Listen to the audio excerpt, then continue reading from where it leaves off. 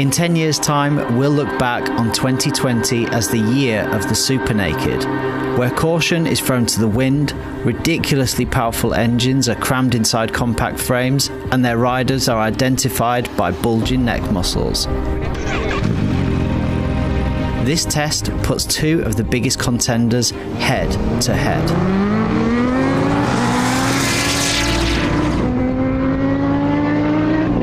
The Kawasaki ZH2 is the all-new king of the Z Kingdom, a lineage famous for bang-for-buck naked fun, great engines, build quality and reliability.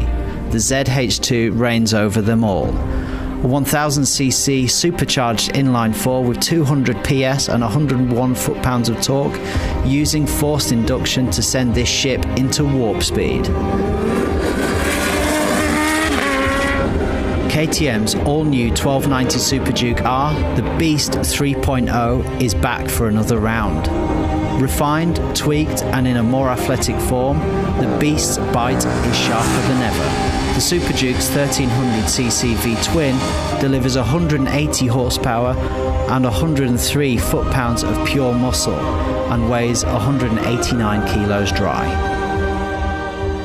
And spoiler alert, both of these bikes have got enough power to take your head clean off. So, Ollie, we're at the airfield and we are going to work out which one of these super nakeds is faster. So I'm thinking like 0 to 100 or 0 to 130, what do you think? Yeah, 0 to 130, I think they've got quite high top speed, so I think that's a generous. And then roll on, I was thinking like 40 through to 120, third, fourth, fifth and sixth gear. Yeah, through the box. Yeah, it sounds really good. I think that'll be a good comparison, to be honest. Good. And who's your money on? I haven't ridden both of them. I know that thing is an absolute torque monster. The Super Duke is just unreal. You know, it's got 140 Newton meters torque, 180 horsepower, sitting at around 200 kilos. Same torque, you know, slightly more horsepower, but it's, you know, sat 30, 35 kilos more, so probably more planted, but high top speed maybe, but up to 100 I think the Super Duke's got it. Well, let's find out. Sounds good. Just for the record, I think this is going to win. But let's go and find out, let's get it on. Nice.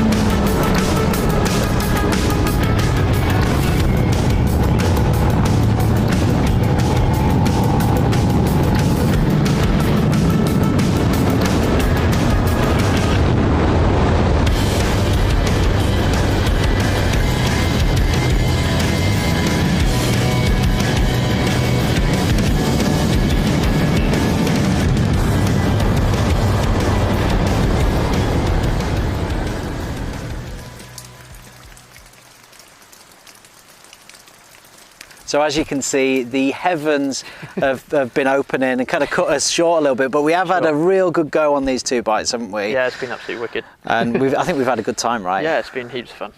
The results?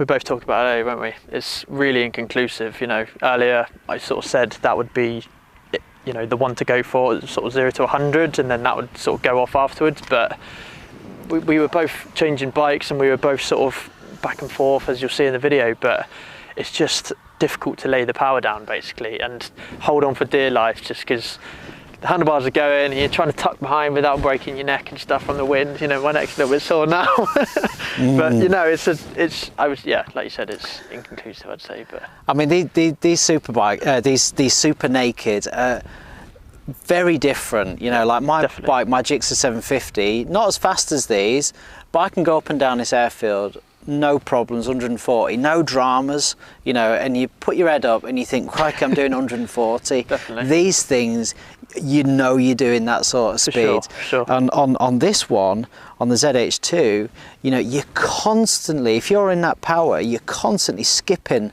on the road, and because it's got no steering damper, it's a scary experience. Definitely. And that thing just wants to wheelie all the time. It's just an absolute wheelie machine, isn't it? That engine is just an absolute peach. It's super smooth.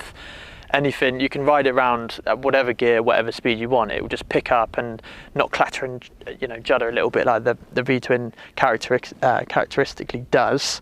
But, you know, on third gear roll on, that eats up for breakfast. But fourth, fifth, sixth, that is just, it's gone, gone straight away. It's a really flexible motor. Definitely. So I think the 0 to 130, pretty inconclusive, probably a bit more to do with the rider and a bit more to do with how much guts you've got, how much balls you've got basically. The roll-on stuff, this in third gear, everything else, the ZH2 wins. Yeah, but definitely. You know what, these bikes weren't designed for the track, they weren't designed for doing this, they were designed for the road. So we're going to take them on the road and see how we get on.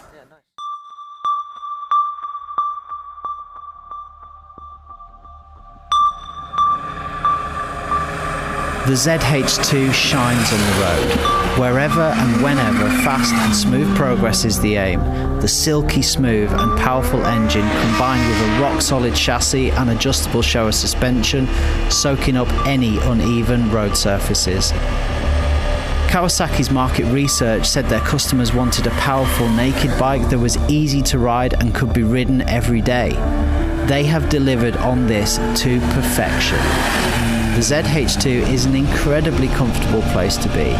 All-day comfortable riding position and a beautifully silky smooth motor that can be as easily ridden on a trip to the corner shop as it can be cruising at 120 miles an hour on the Autobahn. Suspension set up plush, sure-footed, planted, and the swung-back bars providing a less intense and more relaxed feel. By contrast, the KTM is a totally different animal.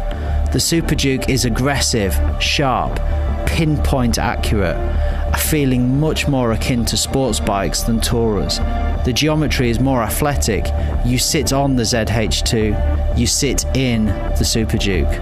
An all-new chassis and WP suspension combined with Bridgestone S22 tyres to give an uncompromised naked bike that will devour many a sports bike on track. With devastating accuracy, the KTM is undeniably the sharper track tool when compared to the ZH2. And the brakes, no quicker than your eyes have been repositioned from the back of your skull that they are at risk of flying out entirely the other way. Brembo Stylema calipers being the culprit, delivering what feels like fork-bending levels of stopping power. And this is where the differences start to show. With a more upright position and bigger feel, the ZH2 feels more orientated towards longer distance and comfortable work, whereas the 1290 Super Duke R feels and rides firmer and harder, a more sporty and more aggressive stance. Harnessing the power of these bikes is no mean feat. Excellent electronic packages controlling all aspects of the bikes. Lean angle sensors, multi-level traction control, launch control, wheelie control, rider modes. The KTM even features a supermoto mode which enables the rear wheel to slide while keeping the front ABS working. It's really clever stuff. When KTM called the Super Duke the Beast, they hit the nail squarely on the head. It barks like a pit bull ready to be let off its leash. And by contrast, the Kawasaki is definitely not a beast. But don't get me wrong, I wouldn't call an F-35 jet a beast either. I'm labelling the ZH2 a heat-seeking missile. By definition, naked bikes are motorcycles with the fairings removed, and depending on which side of the fence you sit on, it can be, well, a bit awkward looking. The Super Duke is angular, its razor-sharp lines bringing beauty to the beast.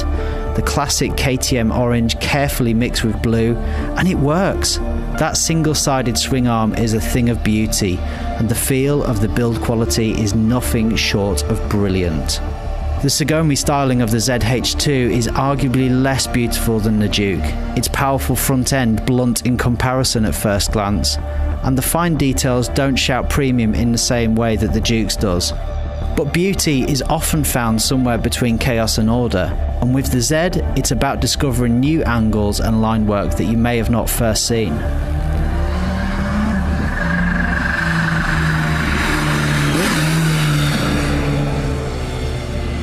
Now, before we get too excited, you have to consider that strapping 180 to 200 horsepower into a naked motorcycle, especially when they're going to live most of their lives on the road, it's just way too much power.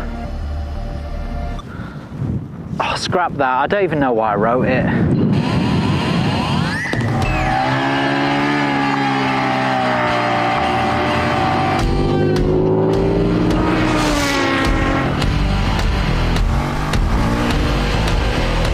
Now for the conclusion. If you want the ultimate in speed, all-day comfort, a real do-it-all motorcycle, the ZH2 has to be the winner. But on the flip side, if you want the sharpest tool in the box, uncompromised sport bike handling and ergonomics, the KTM has to be the winner. Think of it like Michael Jordan versus Usain Bolt. They're both winners, they're just playing slightly different sports. And with these two Super Nakeds, whichever one you choose, it's going to be for different reasons, and you literally cannot lose. With that in mind, we're going to flip a coin. Right, I'll take the Super Duke then. Heads? You got tails. Heads it is. You take the Kawasaki, mate. Happy days. Let's do it. Let's do it.